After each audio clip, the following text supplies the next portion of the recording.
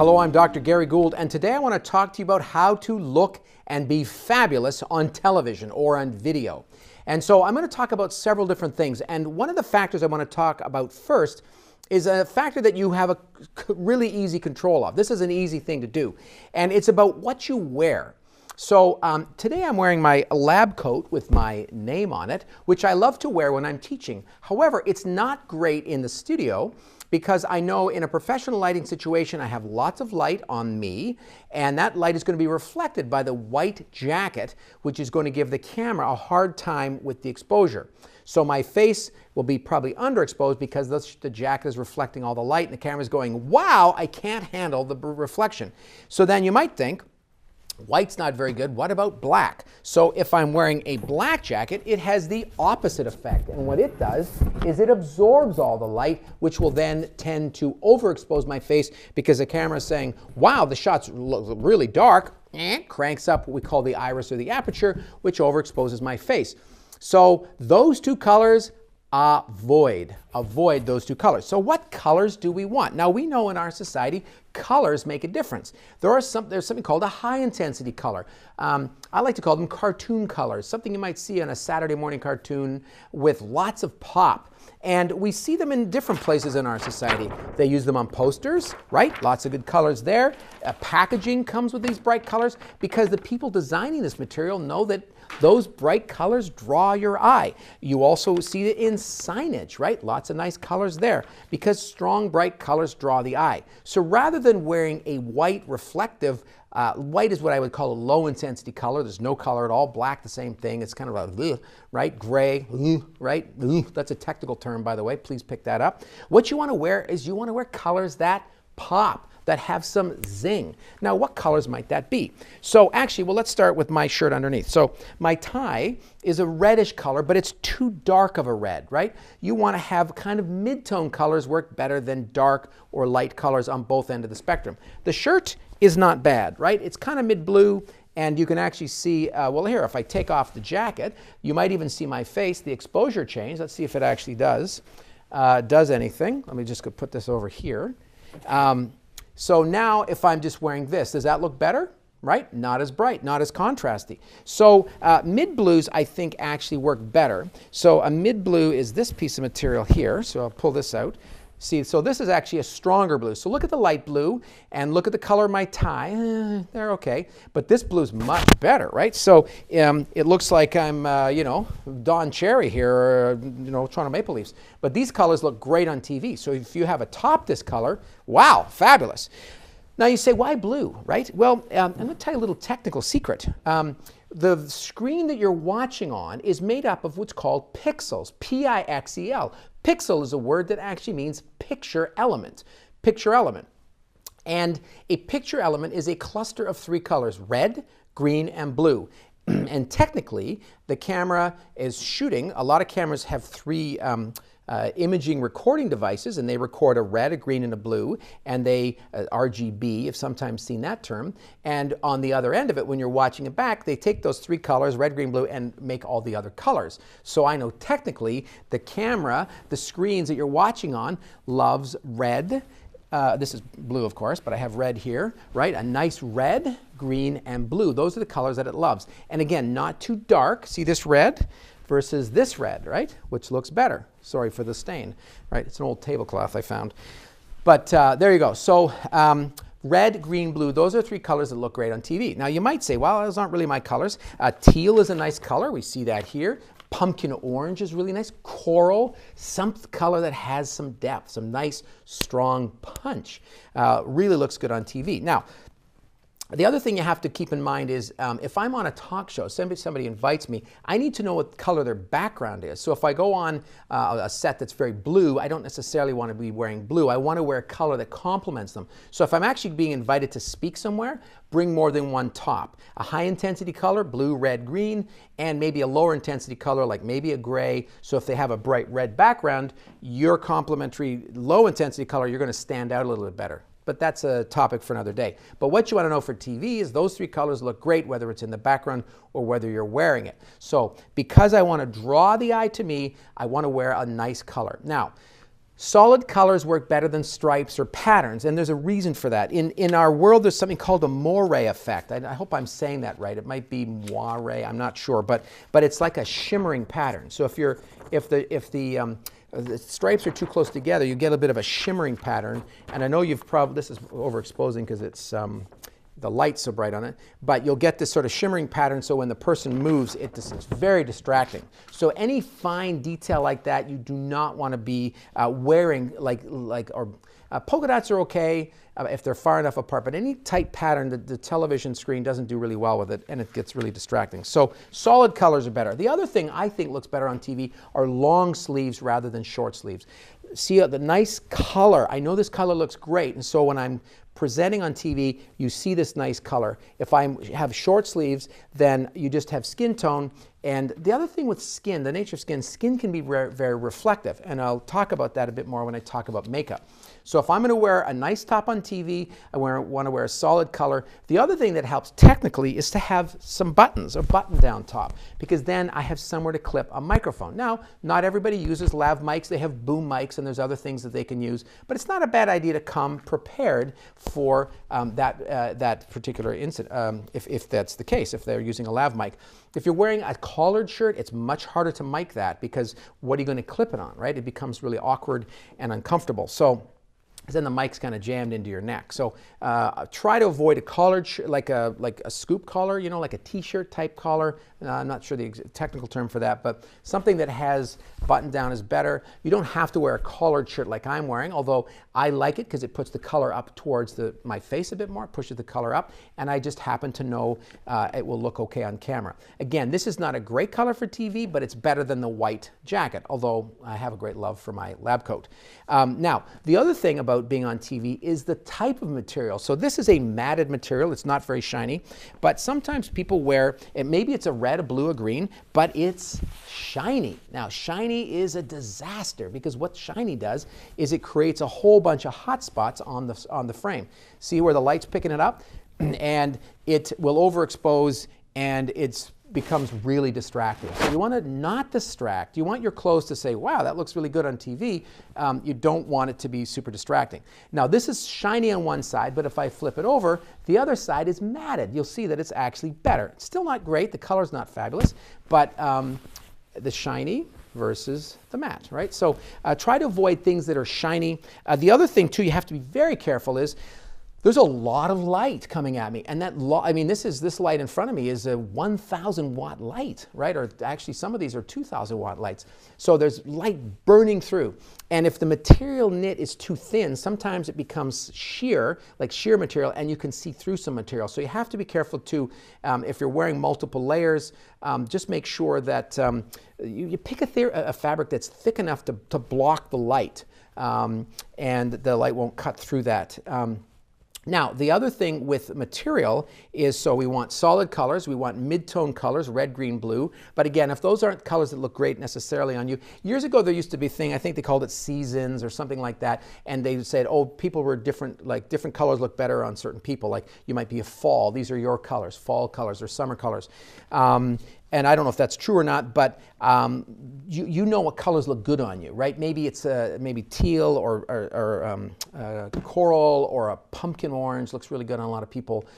Strong mid-tone colors look great on TV. So, and then again, the type of top you're wearing, again, you can wear whatever you want, but I just know technically what looks good on TV. And again, I find long sleeve typically looks better, because if you look at the shot, there's more color, right? Which looks, I think, visually quite nice on the screen. And again, it's helpful to know that red, green, blue are the three primary colors on the actual screen you're watching. And if you hold it real close to your face, you'll actually see those three clusters, that cluster of video. So that's just here down. So what I wear does make a difference, I think. White, right? As much as I love the lab coat. And the other thing too with the lab coat is it creates a look, right? So when I put a lab coat on, I read research that said, people take you more seriously because, whoa, you have a lab coat on. You must be something special.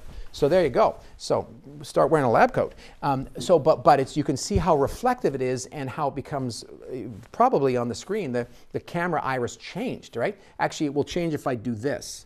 Do you see the iris changing, right? Because the camera is trying to adjust from the darker color to the lighter color. Now, the other thing, because there's lots of light, the light is great because it brings out the color, but it also makes you really hot. There's different types of lights. Traditional lights are like light bulbs, which, as you know, get really warm. So if those are aimed at you, it can get really hot. Lighting nowadays, the lights off to my side are fluorescent lighting, which is a cooler light to begin with. And there now, a lot of places are moving to LED lighting, which is again cool. But if I'm wearing a long sleeve shirt, by the way, a jacket or a top of some kind, a sweater, is also not a bad thing to wear. You can wear it over top of something else, and then you have a place to clip the microphone on, so those also work. But again, it means that you're going to probably get more, you're going to get warmer, you're going to get hotter, and when you get hot, you start to sweat. And when you start to sweat, that water in your face is going to start to be picked up by the light and the camera, and you're going to start to glisten. And I have a little saying that goes like this: when someone's glistening, people aren't listening. Because if I look all wet and nervous, you think, boy, that guy, is that person even telling the truth, right? You start to look really nervous and awkward, and then the people watching you feel nervous and awkward. So here's some things that will help. Makeup is not something that I think you need in real life. If you want to wear it, go for it. But makeup on television to me is critical, because what it does is it helps to restore my natural look. The light is going to wash out all my skin tone. It's going to make me really hot. And so I'm going to need some help in trying to make myself look normal again. Max Factor, who is a brand of makeup you might be familiar with, he was actually a makeup person in the early days of Hollywood and said, boy, we got to develop something for all these people on TV, film in the early days, and to make them look normal. So you know what? There's all kinds of stuff out there, and you can spend a small fortune. I do not get sponsored or paid by this particular company, but I really like this product here. It's called Rimmel Stay Matte, Rimmel of London. This is actually made in the UK. This particular one, I don't know if it all is, comes in different shades, but this is what they call long-lasting pressed powder, Stay Matte. So this is a great product to get. It's not expensive. It's under $10. You can get it at your local drugstore. And again, I'm not trying to sell this stuff, but I know a little bit of powder is going to make me look great. So if I get invited on a professional show, they will have makeup for you, right? So that's typically not a problem. But for the price of, Starbucks latte, I can have something in my kit that I can take with me. And then these cosmetic sponges you can get at the Dollar Tree store for $1.25 for a whole bag of them, and you're good to go. So makeup will help, because what you want to do is you want to take the shine away from your face. Now you might say, well, what about other makeup, lipstick and whatnot? Again, if you wear lipstick and you're comfortable with that, then that's something that's very helpful, because it'll put the red back in your lips. Don't go too dark of a color again. You want kind of a mid-tone red that will pop, right? So look at my tie. If you use a dark red, it will look like this. If you use a lighter red, it will look like this. Now again, too, I know you don't want to look like a clown, but TV is not reality in terms of how it looks. It flattens you out, and the light washes out all your natural skin tone. What makeup is going to do is going to put that back. If you wear mascara or eyeliner, it's helpful to be very defined on your eyes if you feel comfortable with that. Certainly you can wear makeup on television. Certain makeup looks better than other makeups. Now, there's also different kinds of light. The lighting that I'm using here is soft lighting. It's fluorescent lighting, which is very flattering to the skin tone. So it's not hard lighting, but sometimes people get into hard lighting situations. Hard light is direct lighting. I really can't show this because these lights are on, but soft lighting is diffuse lighting. Hard lighting is straight on direct lighting. So sometimes if you look at yourself in some pictures, you think, boy, I don't look so good there. It's because it's direct sunlight, or it's someone's flash off their iPhone, and it's really hard light, and it's not very flattering. This light is very flattering, but again, it's quite warm to stand under, so having some kind of a powder is going to help me. Lipstick, eye makeup is good. Now let's talk about your hair. So my hair is fairly short, but it doesn't mean I don't have flyaways. And behind me is what we call a chroma key or a green screen. Now this screen is green. They do come in blue. So here's one tip too. If I'm going to be on a green screen, then what color don't I want to wear? I do not want to wear green, because if I do, the green will chroma key is the effect, that's what they call it. It will chroma key out. So if I'm wearing a green shirt, my stomach will then become part of the background. I will chroma key into the background. So you don't want to wear green or blue, but blue's okay in this situation. In fact, I would recommend it. But the green chroma key is going to dictate some of the colors that I can wear. But the other problem with chroma key is if my hair is really fine, then sometimes it won't cut out, it has a hard time getting rid of the green around my head, if that makes any sense. Now, I'm not sure this is actually going to work, but I brought this little fuzzy thing here. So if there's a lot of detail, it might not chroma key out. You might see sort of a haze of green around it. So it's not a bad idea just to make sure there's no flyaway hair, hairspray if you have it, or wetting your hair helps sometimes too. Now, if you have longer hair, wear it down. That would be my recommendation. If you wear it up, it pulls the hair away from your face. That's true, so we can see your face. But what hair has a tendency to do, it frames your face beautifully. Now, because I have short hair, you see my face and then pretty much the background. If you have hair, it will frame your face, and then you'll have face, hair, and then background. So let's see, let's pretend this is hair. So I hope it's not, but let's say, so then there's some framing effect that goes on that looks really quite nice. Again, if you have longer hair, straight or curly, down in front is typically better, and it's better if it's not splayed out on your shoulders. So you want the shoulders to be clean and the hair straight down. If you have a lot of hair, it's a good idea to kind of split the hair, put some of it behind your neck on both sides, and then keep maybe that much forward. So again, you get the framing effect, but the volume of your hair is not pushing it forward. Because if you push it forward, what'll happen? It'll create a shadow on your eyes, and that's where you want people to be looking, is your eyes. And so by doing that, we pull the hair back because there's not so much of it. We can then light the face beautifully. Now, if your hair on the front is still a problem, an effect that I find that helps for most times is if you take a piece of your hair off the front and tuck it underneath the hair and pull it under your ear, right? Then the hair will frame your face nicely, and that by pulling that hair forward or behind your ears, it will it opens up your face so there's no light shadow on your face. If you have your hair, don't tuck it behind your ears, right? Nothing wrong with your ears. I don't know your ears, but I just know it looks better on TV if hair covers your ears. Watch TV and see how many people in TV shows you watch tuck their hair behind their ears. Typically not something that they will do. And if you're keen on doing that, then tuck it behind both ears so that it matches. Because what you're looking for is a symmetry between the two shots. Does that make sense? Okay, so we've talked about what we wear. Solid, bright, mid-tone colors look great. No small patterns. We've talked about makeup, right? Really the only requirement that I would suggest is a matting powder. Doesn't have to be this brand. Get what you want. And then hair, again, typically down is better than up. And here's the other thing too. If you're not sure, wear your hair down to a studio, because you can always put it up easily or easier. Because the problem is if you come with your hair up, often it's now if you try to take it down, it doesn't look quite the same. So I think you know what I'm talking about. Don't wear a hat to the studio. Again, you can get a hat head coming in. So there's little things like that just when you walk into the studio, you say, okay, ready to go. Okay, let's do this with the hair. And if you use certain hair products, then it's not a bad idea, again, to bring a comb, right? So that you can, fix your hair and don't have to get stuck using a gross comb. We have a comb here in the studio. But I'm not into sharing combs myself, but that's how that works. So those are some things on just looking good on TV. Now, one other thing I'm going to show you, here's a life tip for you. When you're getting your picture taken, typically people stand straight to the camera, right? But when I'm on TV, I also know that the video, the television, any kind of visual media is going to flatten out the shot. So rather than standing straight to the camera, I'm going to turn my shoulders a little bit. Now you'll have a good side, so some of you will look better this way, and some of you will look better this way. If you're not sure, take a couple pictures with your iPhone, or have somebody take a picture you looking this way, have a picture taken this way, and see which one you look better. You think you look better on. Sometimes it's about the way your hair parts. So I'm going to stand on just a slight angle, because what that does is in the shot it creates a bit of visual energy by my shoulder turn.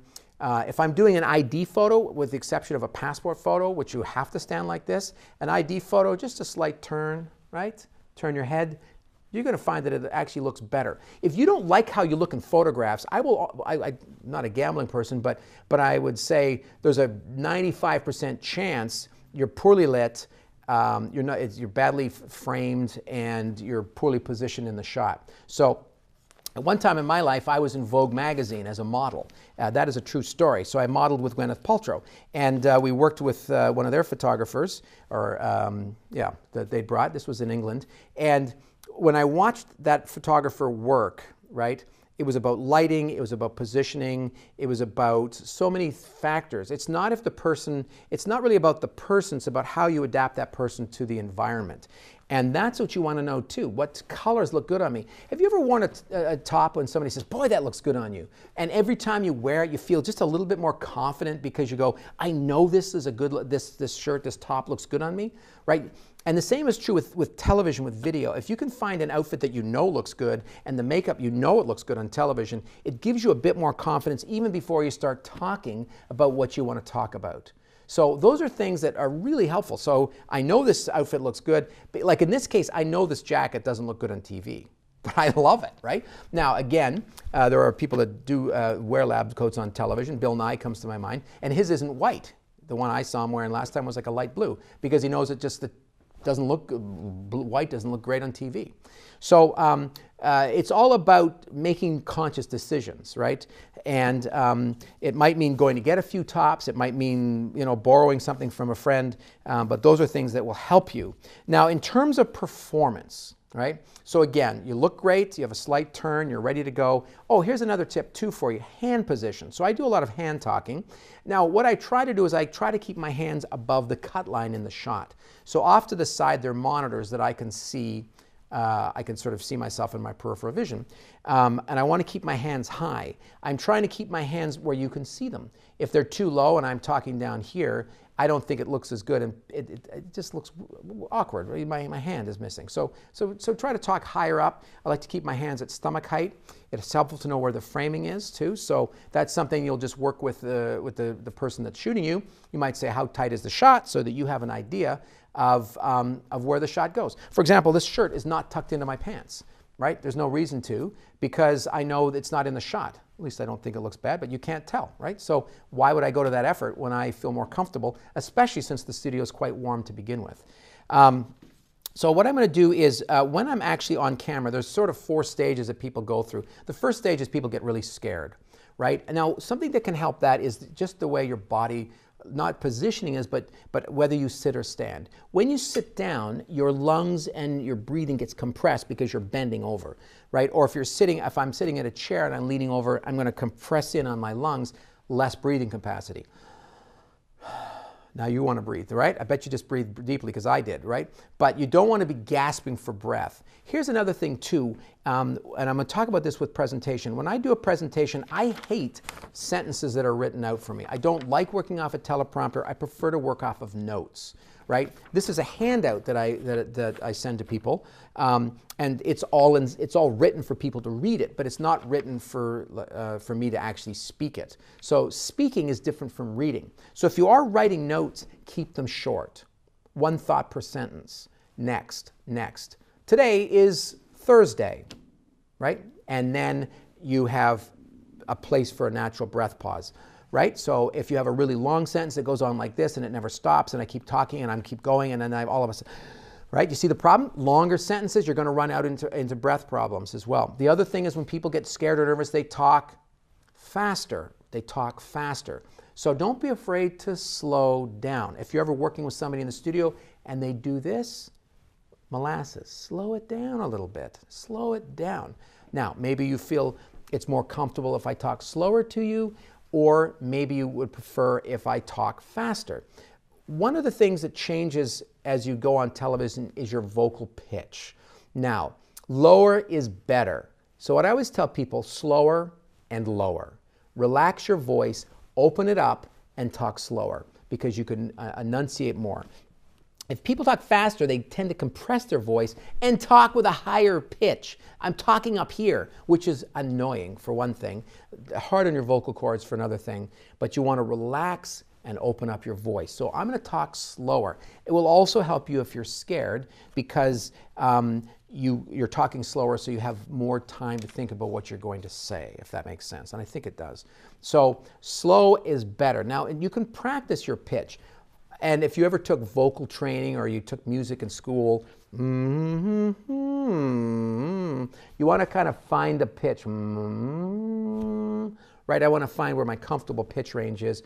And when I work with people on camera and we do performance workshops, typically I say, relax your voice, talk lower. Now, you don't want to talk like Darth Vader, but talking lower is more comfortable, and you want to bring your pitch up to a comfortable range. Here's the other thing with lower frequencies, and this you might know if you've ever lived in an apartment with a noisy neighbor. Lower frequencies will travel further. It's a very strong frequency wave. What's that music through the wall? What do you hear? The bass. Boom, boom, boom. It's low frequency, right? The little lavalier microphone that I'm wearing here, right, is going to pick up a lower frequency better than a higher frequency. Now, just a little tip. I don't know if you've noticed the microphone. You probably did.